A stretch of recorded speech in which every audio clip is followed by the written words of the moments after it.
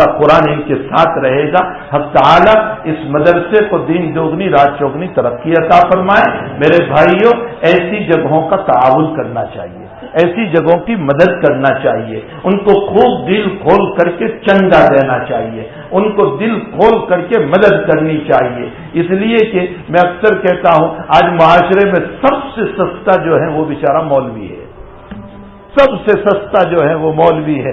آج معمولی میری اپنی ہاسپٹل ہے، میں نے جھاڑو دینے والے کو یعنی استنجا صاف کرنے والے کو بلایا تو اس نے مجھ کو یوں کہا کہ 10,000 سے کم تنخواہ نہیں لوں گا، اس کے علاوہ میرے یہ شرائط ہوں گے، اس کے علاوہ میرا پی ایف اور فلاں ایپ اور فلاں ایپ، نہ معلوم کتنے ایپ اس نے بیان کیے اور اتنے شرائط لگائے. بیچارہ مولوی ہی ہے کہ کوئی شرط نہیں لگاتا اور سب سے کم تنخواہوں میں. اور پھر اس کے ساتھ یہ ہے کہ ذرا سے بدلے پر اس کو کوسنا، اس کو دانتنا، اس کو برا بھلا کہنا.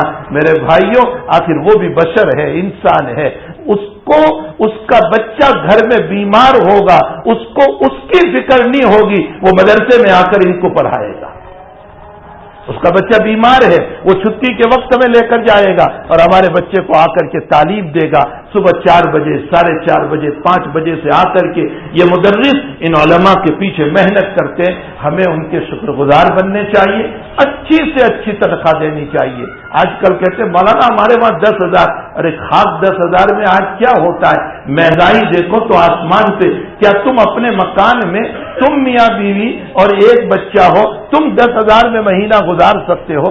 اگر تمہارا نہیں گزرتا تو یہ 4 بچوں کے ساتھ اپنا مہینہ کیسے گزارتا ہوگا؟ اس کی فیملی میں شادی ہوگی، بہت قریبی رشتہ داری ہوگی اور اس کو شادی میں جانا ضروری ہوگا. اس موقع پر وہ اپنی بیوی کو یوں کہے گا مجبوری ہے، ہم نہیں جا سکتے ہیں، قریبی رشتہ داری ہے، کچھ ہدیہ دینا پڑے گا، ہدیے کے لیے ہمارے پاس کچھ ہے نہیں. تو بیوی کہتی ہے نہیں جانا ہی پڑے گا، رشتہ داری ہے، نہیں جائیں گے تو مسئلہ ہوگا. تو پھر شوہر کہتا ہے اچھا میں ایڈوانس لے لو، میں اپال لے لوں، میں 5,000 روپے لے لوں اور 5,000 روپے لے کر میں تجھے دیتا ہوں. میں نہیں آ سکتا، تو چلے جانا، میری غیر حاضری ہو جائے گی.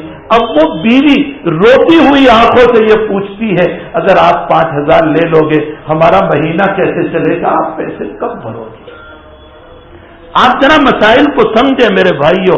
یاد رکھو علماء کی قدر کرنا قرآن کی قدر کرنا ہے، علماء کی عزت کرنا اور احترام کرنا یہ قرآن کریم کی عظمت کرنا ہے. ان مسائل کو سمجھے.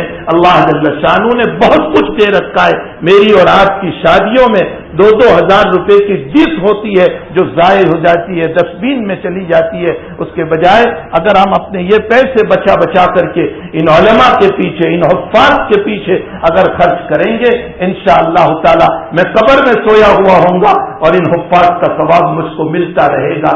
اسی لیے میں نے حدیث پڑھی اذا مات حامل القرآن، جب حامل قرآن، حافظ قرآن، عالم قرآن، عامل قرآن مرتا ہے تو اللہ تعالیٰ زمین سے یوں کہتا ہے اے زمین اس کے بدن کو نہ کھانا، اس کے بدن کو ٹچ نہ کرنا. تو زمین کہتی ہے اللہ سے اے اللہ میں اس کے بدن کو کیسے کھاؤں؟ اس کے سینے میں تو تیرا قرآن موجود ہے.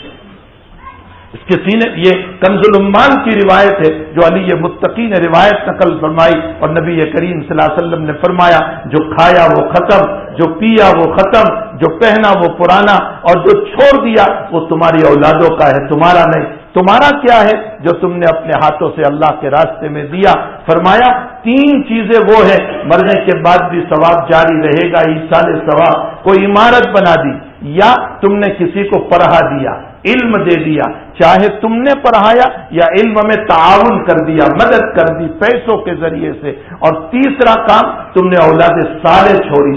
یہ تینوں کے تینوں جو ہیں یہ تمہارے لیے ذریعہ نجات ہے، ذریعہ آخرت ہے، قبر میں ہمارے لیے مسلسل ثواب کا ذریعہ ہے. حق تعالی جل شانہ اس مدرسے کو دین دوگنی رات چوگنی ترقیوں سے مالا مال فرمائے اور آئندہ جو بچے حافظ ہو رہے حق تعالی ان تمام کے سینوں میں بھی خوب علوم عطا فرمائے اور ان بچوں کے سینوں کو بھی اللہ تعالیٰ گنجین علوم بنائے، ان کے دل و دماغ کو کھول دے تاکہ یہ الفاظ یاد کیے ہیں کل کو یہ قرآن کے معانی کو بھی سمجھنے والے بن جائیں، ان کو مفسر بنائیں، ان کو محدث بنائیں، ان کو زمانے کا حسین احمد مدنی بنائیں اور ان کو زمانے کا شیخ الہند بنائیں۔ وصلی اللہ علی النبی الکریم برحمتک یا